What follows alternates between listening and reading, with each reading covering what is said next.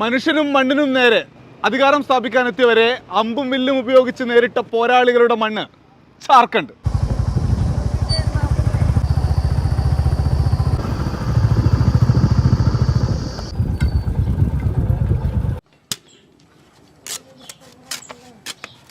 ഇങ്ങനെ വെട്ടി ഇങ്ങനെ മുള കാട്ടിനടുത്ത് നിന്ന് വെട്ടിക്കൊണ്ടുവന്നിട്ട് കഷ്ണങ്ങളാക്കി ഇങ്ങനെ മുറിച്ച് വെക്കും. ഇങ്ങനെ വെട്ടി വൃത്തിയാക്കും.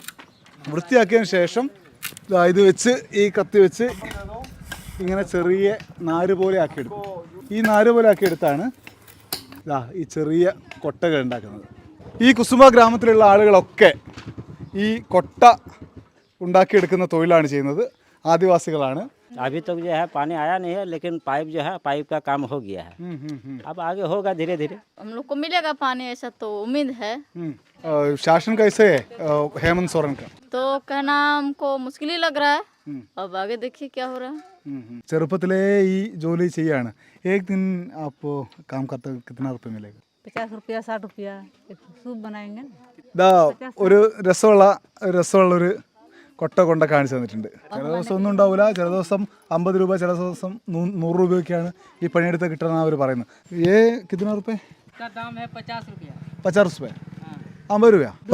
एक आदमी ये बनाएगा, एक आदमी ये बनाएगा. ഓ, ഈ പായ പോലുള്ള ഭാഗം ഒരാൾ മെടയും ഈ പുറമെയുള്ള ഭാഗം ഒരാൾ മെടയും. ഒരു ദിവസത്തെ പണിയാണ്. പക്ഷേ 50 രൂപ ഇവർക്ക് വരുമാനം കിട്ടുള്ളൂ. അതാണ് ഇതിൻ്റെ ഒരു പ്രശ്നം. ഈ ഗ്രാമത്തിൽ ആളുകൾ ഈ പണിയെടുത്താണ് ജീവിക്കുന്നത്. വരുമാനം തീരെ കുറവാണ്. സർക്കാരുകൾ അത്ര വലിയ സഹായം ഒന്നും ചെയ്യുന്നില്ല എന്നൊക്കെയാണ് ഇവർ പറയുന്നത്. हम लोग का काम क्या करेंगे, कोई काम तो नहीं है.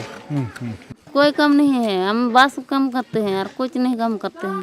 एक तो बस लाएंगे तो 80 रुपया, तो 100 रुपया में किन कर लाएंगे, कितना टुकड़ी हो जाएगा? 100 रुपया हो जाएगा. 100 रुपया में आलू किनेगा, दाल किनेगा, चावल किनेगा तो 25 रुपया 30 रुपया हो जाएगा. 80 രൂപയും 100 രൂപയൊക്കെ ദിവസം വരുമാനം കിട്ടിയിട്ട് എങ്ങനെ ജീവിക്കും എന്നതാണ് ജാർഖണ്ഡിലെ ഈ ആദിവാസി ഗ്രാമം നമ്മളോട് ചോദിച്ചത്.